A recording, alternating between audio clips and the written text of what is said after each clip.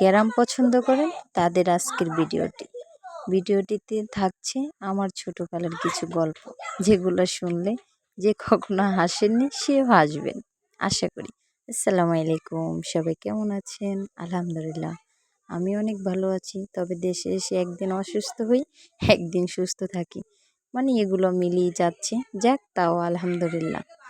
আমি ছোটকালে একটা ভূতের গল্প যেটা আমার সাথে ঘটেছে সেটাই আজকে আপনাদের সাথে শেয়ার করব।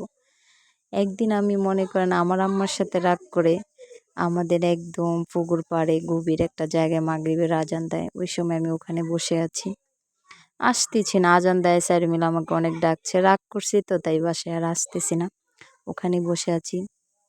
তারপর নাকি আমাকে ভূতে ধরছে, সেটা আমি জানি না, সবাই বললো আর কি। পরে আমি মানে এতটাই অসুস্থ হয়েছি, চিৎকার দিতেছি আপনা আপনি। আমার পাশের বাড়ির একটা ভাইয়া, খুবই আমার ক্লোজ একটা ভাইয়া, যার সাথে আমার খুব ভালো সম্পর্ক, ওই ভাইয়া দেখছে। ও আবার আসছে ওখানে জাস্ট প্রস্রাব করতে, বাঘের ভিতরে আইসা আমাকে দেখছে যে আমি ওনাকে মানে কেমন করতেছি। পরে ও চিৎকার বাক্কার দিল, সবাইকে ডাক দিল, সবাই গিয়েছে। যে মানে আমার এরকম একটা অবস্থা, আমাকে যে মনে করেন হাটে আনবে ওরকম অবস্থা নেই। পরে আমাকে আমার পাশের বাড়ির আরেকটা চাচা কুলে করে বাসায় আনছে। পরে আর কি হুজুর আনলো, হুজুর আইনা তারপর আমাকে ঠিকঠাক করলো, আমি ঠিক হয়েছি। অনেক অসুস্থ ছিলাম 2 দিন, তারপর আস্তে আস্তে ঠিক হয়েছি। আমার মতো কাকে এরকম ছোটোকালে ভূতে পাইছে অবশ্যই জানিয়ে যাবেন, সেটা কিন্তু কমেন্টে জানাতে ভুলবেন না। যাই হোক, এখন গ্রামের এত সুন্দর সুন্দর জিনিস দেখে এত ভালো লাগে, আর ওদেরকে দেখে তো আমার ছোটোবেলার কথা মনে পড়ে গেছে। ছোটবেলা আমাদের অনেক মাঠ ছিল, অনেক জায়গা ছিল। মাঠ বলতে অনেক খালি খালি জায়গা ছিল যেখানে আমরা খেলতাম। কিন্তু এখন মানুষ এতটাই মনে করেন যে কিট্টাই হয়ে গেছে, কোনো জায়গায় খালি রাখে না। যেখানে যার জায়গা আছে সেখানে গাছালি লাগিয়ে পুরাই সব কিছু ভরে ফেলছে।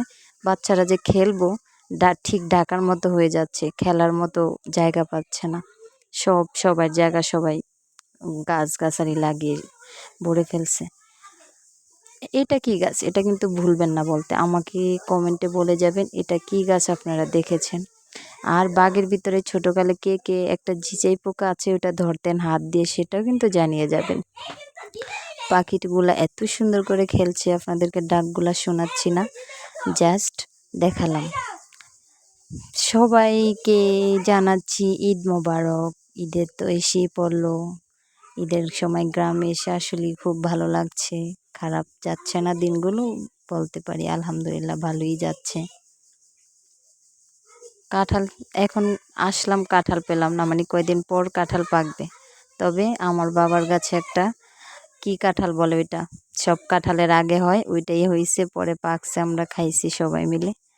দেখেন কত সুন্দর সুন্দর দৃশ্য, এগুলা দেখে ভালোই লাগে, কিন্তু প্রচণ্ড গরম, যে গরমে আর ভালো লাগে না। ভিডিওটি কেমন লাগলো সেটা কিন্তু অবশ্যই জানিয়ে যাবেন, জানাতে কিন্তু ভুলবেন না আপু ভাইয়ারা। সবাইকে জানাচ্ছি আসসালামু আলাইকুম, সবাই ভালো থাকবেন, সবাই সুস্থতা কামনা।